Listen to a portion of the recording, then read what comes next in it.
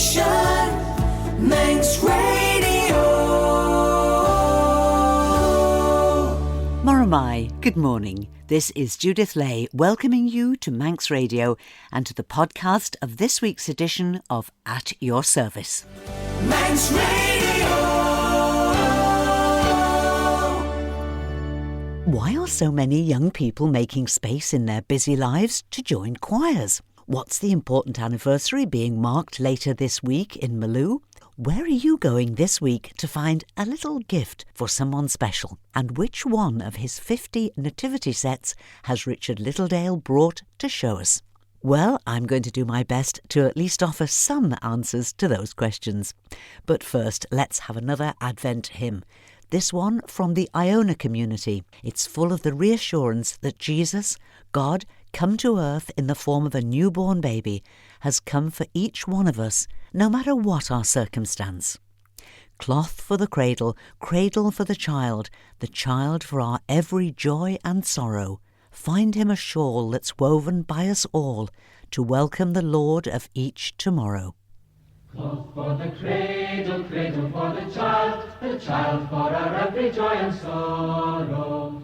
Find him a shawl that's woven by us all, to welcome the Lord of each tomorrow. Darkness and light and all that's on thy side, silence and echo fading, weave into one a welcome for the sun, set earth its own maker serenading. Cloth for the cradle, cradle for the child for our every joy and sorrow.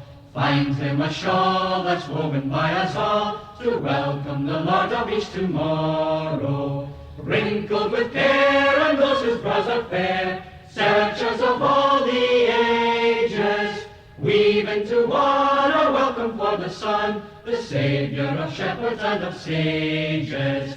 Cloth for the cradle, cradle for the child for our every joy and sorrow. Find him a shawl that's woven by us all, to welcome the Lord of each tomorrow. Cloth for the Cradle, words written by John Bell and the late Graham Maule of the Iona Community and set to a traditional Scottish melody. At lunchtime today, the final of the BBC Young Chorister of the Year competition will be broadcast on BBC Two, and we'll see 6 young singers from churches and cathedrals around the country, each performing a Christmas carol or song of their choice. The large number of youngsters applying to become BBC Young Chorister of the Year makes it clear that singing in church and cathedral choirs is still very popular with young people from primary school age through to teenagers. With so many other things to do, why do they enjoy singing in a choir? Well, what better way to find out than to ask some choristers? And I did that when the Broughton Boys Choir were here for a short choir holiday during their autumn half-term. The Broughton Boys Choir, or to give them their correct title, the Choir of the Parish Church of St John the Baptist in Broughton in Lancashire, have been visiting the island for their annual choir school, a mixture of music teaching and relaxation, for well over 50 years, a trip first started and still led by their Director of Music, John Caterall. The COVID pandemic has inevitably had a serious effect on the choir, interrupting choir practices and services in their own church, as well, of course, as stopping them visiting the island. But this autumn, John and his staff team brought some of their youngest choristers over, the first signs of new growth in the choir and a return, we hope, to the annual Easter visit we so enjoy when the boys sing evensong in a number of the island's churches. Here the boys and John Caterall chat about choir life, their music and their island experience. I joined the choir in about, I think it was August. I joined the choir because when Mr. Caterall came to our school, we got a letter home saying that I was like fit for the choir. And we answered the letter and we went to the tryouts day, and that's when my beginning of the choir really started. I joined Christmas last year. I joined because both my older brothers had been in the choir, and my first service was Christmas Day. Did you really miss your music when we couldn't get to church and meet? Yes, I thought that it seemed strange, this wide gap, and people lost their voices and didn't get an enough practice. Because we had to do Zoom meetings, I sort of lost a bit of interest in the choir. But then when we started again, I refound my love for the choir. We missed the Isle of Man trip last year because of COVID. I'm just glad that we're back with the choir now. During lockdown, we did receive choir newsletters through email, but it was like a void of nothingness. Really glad we're back. It was definitely difficult, and I feel like most of the boys would agree that the choir is a big part of our social lives. So the fact that we lost that definitely impacted us quite a lot. Are you doing any new music at the moment? Some new music we were given recently by Mr. Caterall. Some new Christmas carols to learn. One's called Angels Tell the Christmas Story. That's a very nice one. One's Gold for a Manger Bed. And one's Candlelight Carol, which we are going to learn today. Let's talk about your Isle of Man trip. We've been bowling, we've built rafts, today we're going swimming. And then yesterday we went to Castle Rushen. Weirdly, in the toilet there was a plug socket, which I didn't think was around back then. Let's just say they made some additional changes to the castle. We're staying at the Hydro Hotel. It's very, very fancy. It's very nice food, nice butter, nice Irish pure butter. I just want to say thank you for those people to providing us food and service. John, it is so lovely to have you back with the choir. A shorter visit, a smaller choir. It has been difficult. We've lost quite a number of boys. During the course of 3 years, we lost quite a number of boys to voice changes, but we also lost some who, following the lockdowns, didn't return to the church, which is very sad, really. We're gradually beginning to replace some of them now. We have 12 boys in the choir stalls, but numbers are rising, and there's some real promise coming through. We try to encourage them to work as a team. In fact, just this morning, I was talking to them. We have a little morning briefing. I was talking to them about working as a team. And of course, that's why this course is so important, because we get them singing together and playing together and enjoying one another's company.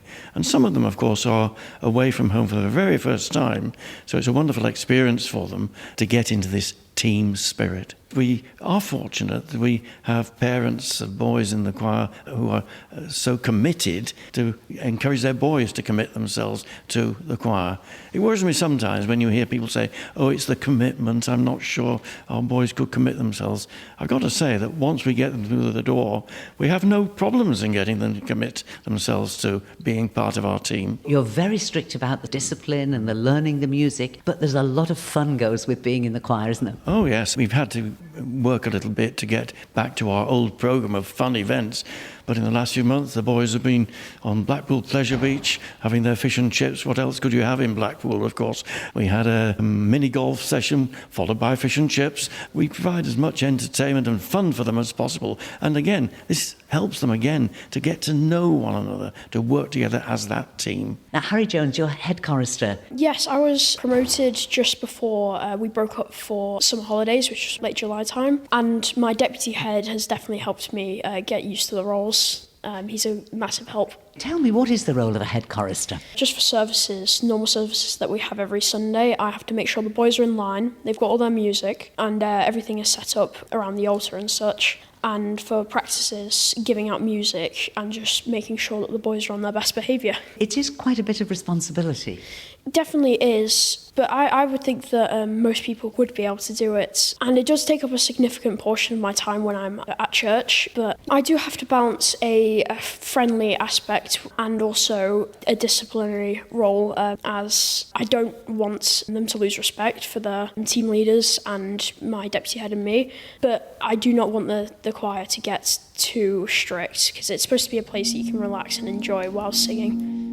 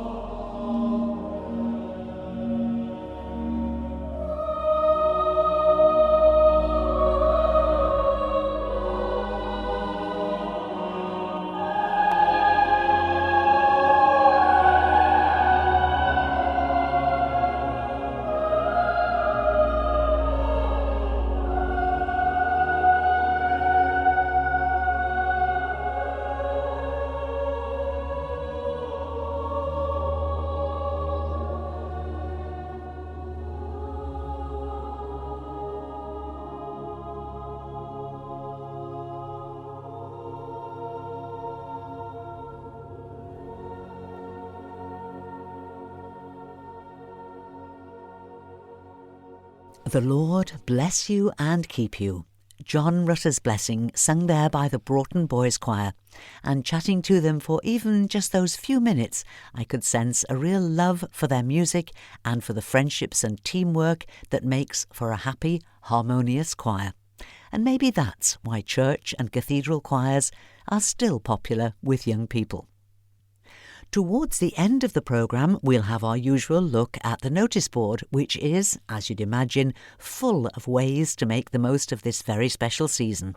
But there's one service taking place next Sunday morning that isn't in any way linked to Christmas. This is the HMS Racehorse service, and it's next Sunday, December the 18th at 9:30 in Kirk Malew.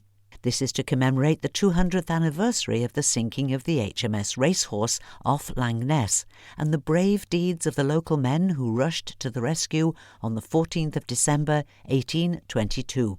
Under dreadful weather conditions, most of the crew were rescued, but 5 crew and 3 local men in the last boat drowned and are buried in Malew graveyard. The 3 local men left their families penniless.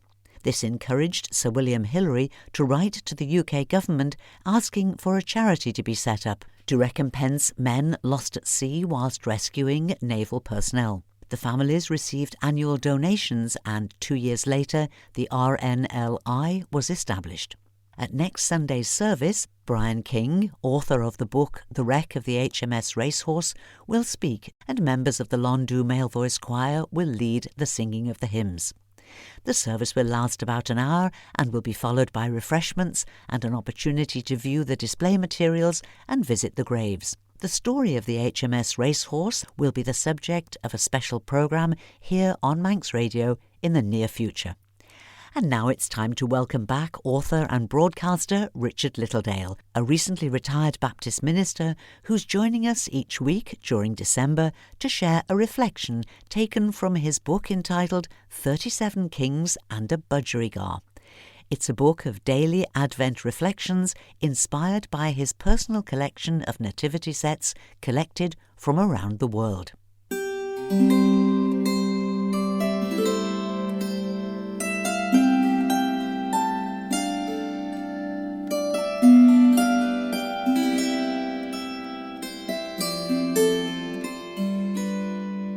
Very few of my nativity sets are static paintings. This is not deliberate, I just haven't come across them. One exception is a recent addition from El Salvador. I love the flat style of painting with solid blocks of pure colour. It reminds me of a picture I painted some years ago. It was a painting in exactly this style, set on a blackboard with an arched top about 3 feet high. On it were depicted Mary and Joseph, who made their posada, or journey, around the shops and houses of the neighbourhood where I lived throughout Advent. The posada tradition originated in Mexico, where a young couple dressed as Mary and Joseph would seek lodgings in different houses on all the nights leading up to Christmas. It seemed to translate well to West London, where I was living at the time, and both family homes and shops opened their doors to my painted posada. This particular painting is in just the same style, but is much smaller and opens out as a triptych. On the central panel are Mary and Joseph, depicted beneath the bright star which rises above the hills in the distance. Between them is the baby Jesus, who raises his arms as if in cheery greeting to the person who has opened the painting up. In the background, a horse and an ox kneel, each wearing an expression of mild disdain. It is the figures in the side panels who are of particular interest. Since there are 3 of them, they could be kings, although none of them wears a crown. It seems unlikely that they are wise men, for none of them holds a gift. However, one of them is clearly a woman. Her face is much more like that of Mary, and she is the only person on the side panels not to sport a beard. She kneels in her bright orange gown, hands clasped together in front of her, and a smart yellow hat balanced on her head. Of course, this is not an accurate description of the story. Shepherds at the time of Christ's birth would have been men, and the wise men were clearly men. However, there are some things more important than accuracy in these nativity depictions, I feel.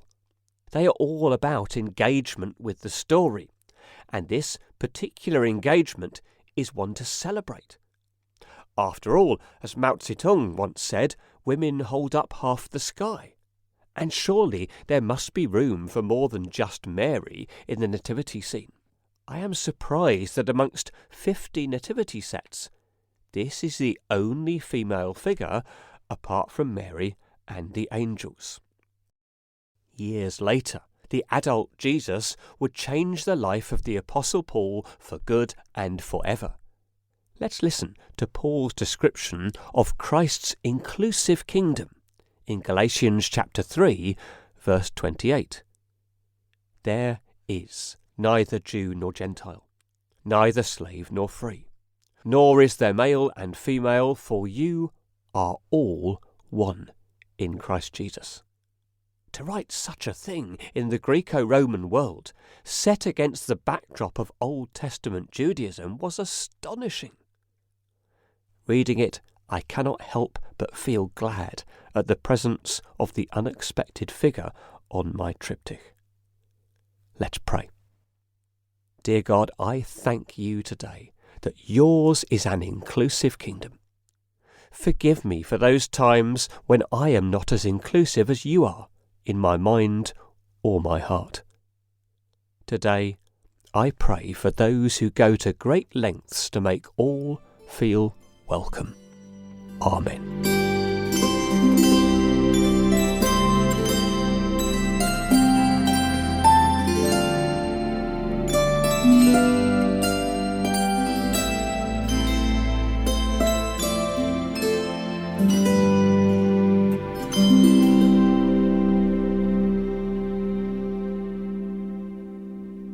Thank you, Richard Littledale. You can see a photograph of the nativity set in Richard's book, 37 Kings and a Budgerigab, and a place where you might well find the book and lots of other treasures, including some lovely nativity sets on sale, is Church's Bookshop in its little home just inside the side door of St Thomas's Church, near the Villa Marina and the Gaiety Theatre, just off the promenade here in Douglas.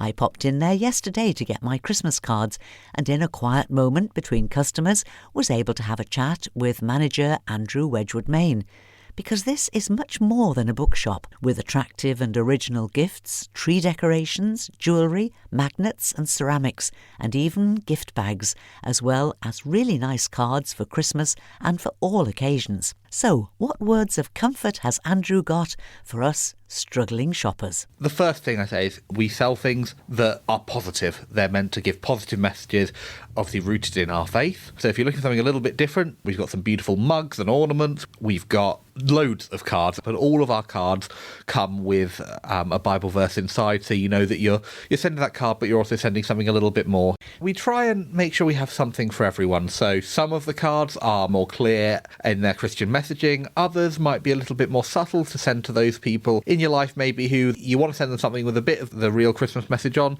but you don't want to overwhelm them with it. Maybe they're not churchgoers themselves, and that's a way of being respectful. And yeah, we try and have a really wide range, from the individual card, more sort of special one-off cards, to the big packs if you are someone who likes just sending cards to everyone. Now, whilst you were serving a customer a moment ago, I was just looking at the things that you have for children. You've got some lovely nativity sets. It's all in a box. It's a book with little figures. And these are quite different, aren't they?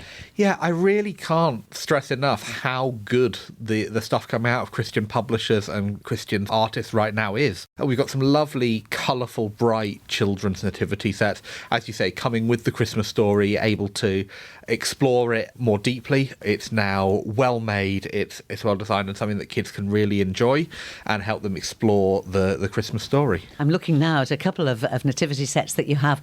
I would think that these would be the kind of thing that you would put away, bring out year on year, and that as the children grow up, it would be something that they would treasure, that would be part of their Christmas memories. Absolutely. I love selling nativity sets. We have a range in from the more traditional to the children's ones that you've spotted, even our more unusual Kenyan one made with banana leaf. We've only got one left of those this year, and they come direct from the artist in Kenya. I mean, I've got 2 or 3 nativity sets back home, and I always struggle not to add a fourth. Yeah, thanks to your expert salesmanship, I've got a strong feeling that the banana leaf one is coming home with me this year, but let's just move on. Books are at the core of what you do. Are there a good range of new titles for people who don't want anything too heavy? Absolutely. I mean, books is why I'm in this job. You know, we believe here at Churches Books that Christian books in particular change lives, and that reading is one of the best things you can do to help broaden your mind, to grow empathy, to understand others, and also to understand yourself more. And so we stock a wide range of books, from the more academic titles, if that's more your bent, to the more light reads, fiction, poetry, whatever level of reading you're at, whether you want to do something quick to read on your commute, something to read in the bath, or something you really want to get in and study. I really encourage people to come and make the most of the opportunity to get these Christian books here on the High Street in Douglas at a time when many high streets don't have a Christian bookshop anymore. And I really believe we've got some stuff in here for everyone, and if you were to come in, we'd be able to find the right book for you to really help you take another step, explore something new in faith, expand your mind, and hopefully also just enjoy it. You're open every day from 11 until 5, every day except Sunday. So 6 days a week to come shopping. There is always a warm welcome. So come along, Church's Bookshop. And if all else fails, you do gift vouchers, don't you? We do. We have gift vouchers, basically any amount you want. You can also call us if you want to. If people can't come in, we have people who call us up for their Christmas cards. You can call us on 621-593, email churchesbookshop@gmail.com, or send us a message on Facebook, and we will do our best to get stuff to you anywhere on the island. We really want to serve the Christian community here, and so if there's any way we can do that further, just get in contact with us. You can call us on 621-593, email churchesbookshop@gmail.com, or send us a message on Facebook. Thank you, Andrew, manager of Church's Bookshop. And did I buy that nativity set? Well, just between the two of us, I did. It's very beautiful, but there are others still on display in the shop, all different, all very special. And now, let's take a look at another packed notice board, and we start with things happening today. Bride Sunday School have their Christmas nativity this afternoon at 2:30, and there's no service at Abbeylands Chapel this afternoon. Instead, they'll be joining with Union Mills Chapel for a service with the choir Musicale, and that service at Union Mills Chapel is this afternoon at 2:45. This afternoon at 3 o'clock, you're invited to the cathedral in Peel for their traditional and very popular Festival of 9 Lessons and Carols with choir and choristers. Port St Mary Methodist Church will host the RNLI Carol service this afternoon, and that also is at 3 o'clock. St Stephen's Church on the Selby Strait invite you to their carol service this afternoon, again at 3 o'clock. There'll be traditional carols, a selection of readings and music from Show Slant, who will not only play during the service, but will be in the hall afterwards, where you can enjoy some seasonal refreshments and a seasonal sing-along too. At 5 o'clock this afternoon, there's a service of lessons and carols in the parish church in St John's. Then this evening, Manx Voices will be in concert in St George's Church here in Douglas. Their Christmas concert is called Music of the Americas and will feature not only the choir but piano and organ music from Graham Kirkland. The concert in St George's tonight starts at 7:30, and tickets for adults are £7, but just £1 for all accompanied school-aged children. Moving into the week ahead now, and the Rotary Club of Ramsey Community Carol Service will be in St Paul's Church in Ramsey on Tuesday the 13th at 7:30. As well as carol singing, it will include music from the Doon School Choir. It'll be followed by hot drinks and mince pies and a retiring collection for the Ramsey Lifeboat. Also on Tuesday the 13th, the Cool Methodist Chapel have their candlelight carol service at 7 p.m, and there'll be special items by the young people and by Christine Bragazzi. A shorter lunchtime carol service will be held the following day, Wednesday the 14th, in the Cool Methodist Chapel at 1:15, with members of the Ballacottia Business Park taking part in the service. And there'll be refreshments too, so this is ideal if you're coming in your lunch break and need to get straight back to work in the afternoon. On Wednesday the 14th at 7:30, it's time for carols, candles and cake in St Peter's Church in Cregneash. Thursday the 15th, Port Erin Commissioners' Carol Service is in St Catherine's Church in Port Erin. Russian Silver Band will provide the music and the service starts at 7 p.m. Also on Thursday night, it's Christmas Live here in Douglas, a spectacular open-air retelling of the Christmas story with actors, real animals, dancers and lots of carol singing. There's something for everyone to enjoy here. It's at 6:30 in Villiers Square, opposite the 1886 bar. It's completely free, but you do need to get a ticket in order to control numbers and keep everybody safe and comfortable. Just go to the website christmaslive.im, and Christmas Live is all one word, and you'll be able to order your tickets very simply there, christmaslive.im. Laxey and Lonnon Community Choir invite you to their Christmas concert on Friday the 16th of December at 7 p.m. in Laxey Working Men's Institute. There'll be community Christmas carols with special guests, the Laxey Bell Ringers and Nicola O'Connor. Hot drinks and mince pies will be served afterwards, and whilst admission is free, there'll be a bucket collection in aid of the Lonnon and Laxey Anti-Cancer Association. Off to Ballaugh now, and also this Friday evening there'll be a village nativity at 6:30 in Ballaugh Parish Church. Children will act out the story, the Ballaugh pop-up choir will be there, and Father Christmas might call in as well.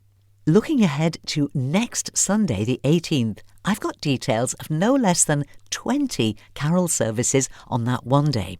And as you might imagine, it would just be too confusing if I were to try to give you all that information now.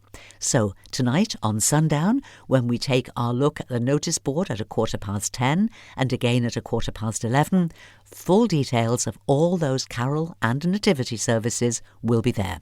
But that's all that we have time for now. I'll be back tonight at 9 o'clock with Sundown, easy listening music to round off your weekend, and I'd love you to join me if you can. Do please email me if you've got items for the notice board, judithlay@manxradio.com.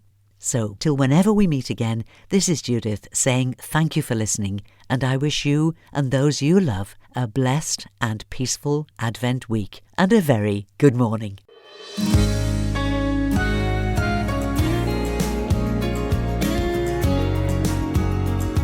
The Nation Station.